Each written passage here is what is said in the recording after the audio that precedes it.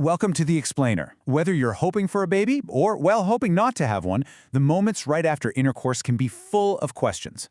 Today, we're going to break down the science of what actually happens next to give you some clear, fact-based answers. All right, let's dive right into the big one.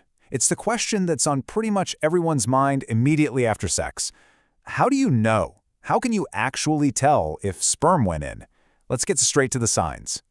So, what are the immediate clues? How can you tell right after the fact? Well, the good news is you don't really have to guess. Your body usually gives you a few pretty direct physical signs you can notice almost right away. Okay, so if you're experiencing a feeling of wetness or you notice that some fluid is leaking out afterwards, maybe you feel a kind of sticky texture. Yep, those are all super common and very direct indicators that semen has been deposited inside. Now, this is a really important one because it busts a huge myth. So many people worry when they see that fluid coming out, they think, oh no, it all came out, it didn't work. But that's just not how it works at all. So here's the deal. Semen is mostly just fluid. We're talking 70 to 80% of it is something called seminal fluid. You got to think of it like a delivery truck. Its only job is to transport the important cargo, the sperm. Once the delivery is made, the truck leaves. So that fluid you see coming out, that's just the empty vehicle. The important passengers are already well on their way. All right, so the passengers have been dropped off. Now what? Well, for the sperm that stay inside, an absolutely incredible journey begins immediately. It is, quite literally, a microscopic marathon.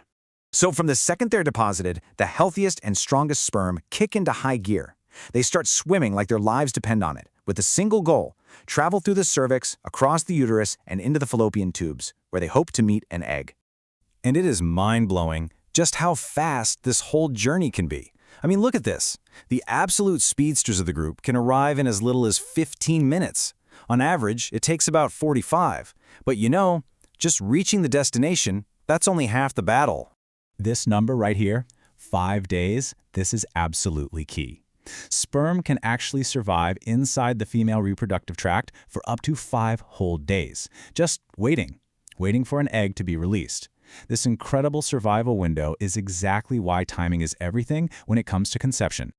Yeah, that whole idea that sperm can just hang out for several days, that brings us to the single most critical factor in all of this, what we call the fertile window. This table breaks it down really nicely. In a typical 28-day cycle, there's this specific period, usually somewhere between day 10 and day 20, where fertility is high. It's all centered around ovulation, which is the moment an egg is released, and that usually happens around day 14. This fertile window is literally the only time pregnancy is possible.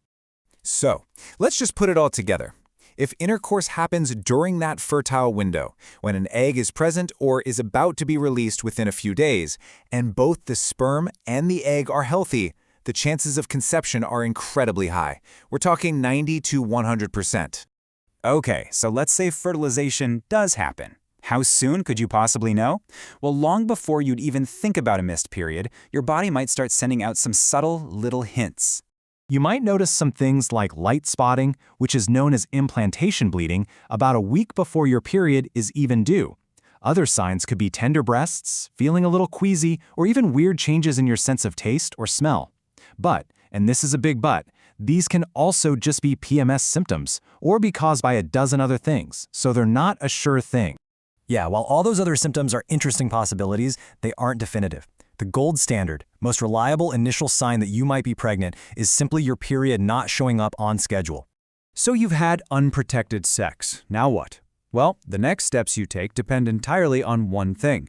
What is your desired outcome? And this slide lays out the two very different paths perfectly.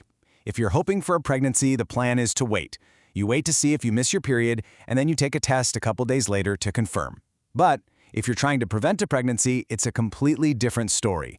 The clock is ticking and you need to act fast. Of course, the most effective way to prevent pregnancy is to be proactive from the start, using barrier methods like condoms. Other methods are much less reliable. But if those fail, or maybe they just weren't used, there is a time-sensitive backup plan. This is the number you need to remember. For emergency contraception to be effective, the pill, often called the morning after pill, must be taken within 72 hours, that's 3 days, of unprotected intercourse. So there you have it, Understanding all the biology is the foundation. It's step one. But the real power comes from taking that knowledge and using it to create a plan that works for your health and your life goals. Thanks for joining us for this explainer.